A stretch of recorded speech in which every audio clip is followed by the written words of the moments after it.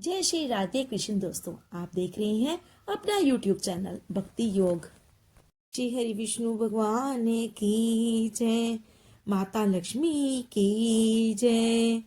माघ मास महात्म के अध्याय में मुख्य रूप से पुण्य कर्मों, सदाचार और भक्ति के महत्व पर केंद्रित है, जिसमें गंगा स्नान, दान, प्राय स्त्री से दूर रहना, क्रोध पर नियंत्रण, माता पिता व गुरु सेवा और वेद शास्त्रों के अध्ययन के महत्व का वर्णन किया गया है, जिससे व्यक्ति ब्रह्मलोक को प्राप्त करता है और सभी पापों से मुक्त होता है। आइए, कल हमने सुना था माघ मास महत्म का 9वां अध्याय और आज सुनते हम माघ मास महत्म का 10वां अध्याय। यमदूत कहने लगे कि हे वैश्या, एक बार भी गंगा जी में स्नान करने से मनुष्य सब पापों से छूटकर अत्यंत शुद्ध हो जाता है। जो मनुष्य गंगा जी को दूसरे तीर्थों के समान समझता है, वे अवश्य नरक में जाता है। भगवान के चरणों से उत्पन्न हुई गंगा जी के पवित्र जल को शिवजी जी ने अपने मस्तक में धारण करते हैं। वह ब्रह्मा जो संदेह रहित प्रकृति से अलग और निर्गुण है, ब्रह्मांड में उसकी समानता किससे हो सकती है।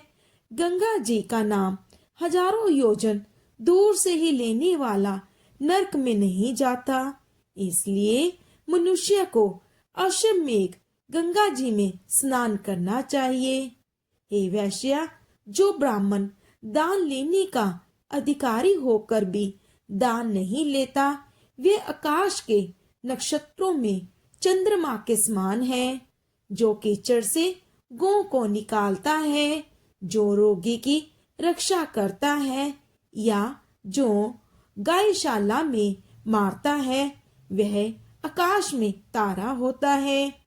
प्रणाम करने वाले मनुष्य सदैव उत्तम गति को प्राप्त होते हैं। प्रातः के समय स्नान के पश्चात जो 16 प्रणाम करते हैं, वे घोर पापों से बच जाते हैं। जो प्राय स्त्री को माता समान मानते हैं, वह यम की यातना को नहीं भोगते। जो मन से भी कभी पर स्त्री का चिंतन नहीं करते, वह दोनों लोकों को अपने अधीन करता है। जो प्राय धन को मिट्टी के समान समझता है, वह स्वर्ग में जाता है। जिसने क्रोध को जीत लिया, मानो उसने स्वर्ग को ही जीत लिया। जो माता पिता की सेवा देवता तुल्य करता है, वह यम द्वार नहीं देखता, और जो गुरु की सेवा करते हैं, वह ब्रह्मलोक को प्राप्त होते हैं।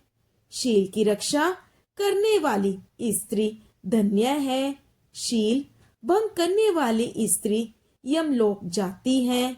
जो वेदों और शास्त्रों को पढ़ाते हैं या पुराण और संहिता पढ़ते और सुनते हैं, तथा जो स्मृति का व्याख्यान और धर्मशास्त्र समझते हैं या जो वेदांत में लीन रहते हैं, वे पाप रहित होकर ब्रह्मलोक को प्राप्त होते हैं। जो अज्ञानियों को वेद शास्त्र का ज्ञान देते हैं, वे देवताओं से भी पूजित होते हैं। यमदूत ने कहा कि वैश्य श्रेष्ठ यमराज ने हमको वही आज्ञा दे रखी है कि तुम किसी वैष्णव को मेरे पास मत लाओ। हे वैश्य, पापी लोगों को इस संसार रूपी नरक को पार करने के लिए भगवान की भक्ति के सिवाय दूसरा और कोई उपाय नहीं।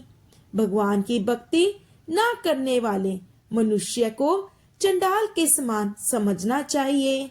भगवान के भक्त अपने माता पिता दोनों के कुलों को तार देते हैं और उनको नरक में नहीं रहने देते। और जो मनुष्य वैष्णव का भोजन करते हैं, वे भी भगवान की कृपा से श्रेष्ठ गति को प्राप्त होते हैं।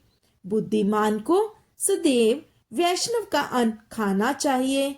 इससे बुद्धि पवित्र होकर मनुष्य पाप नहीं करता। गोविंदाय नमः इस मंत्र का जाप करता हुआ जो मनुष्य मृत्यु को प्राप्त होता है वह परम धर्म को प्राप्त होता है। इसमें कोई संदेह नहीं है। जो ओम नमो भगवते वासुदेवाय द्वादश मंत्र या ओम नमो नारायण का जाप करता है उसके ब्रह्म हत्या आदि पाप नष्ट हो जाते हैं। इति श्री पद्म पुराण अंतर्गत 10वां अध्याय समाप्त। बोलिए श्री हरि विष्णु भगवान की जय, माता लक्ष्मी की जय। आज हमने सुना माघ मास महत्तम का 10वां अध्याय। कल हम सुनेंगे माघ मास महत्तम का 11वां अध्याय। बोलिए श्री हरि विष्णु भगवान की जय।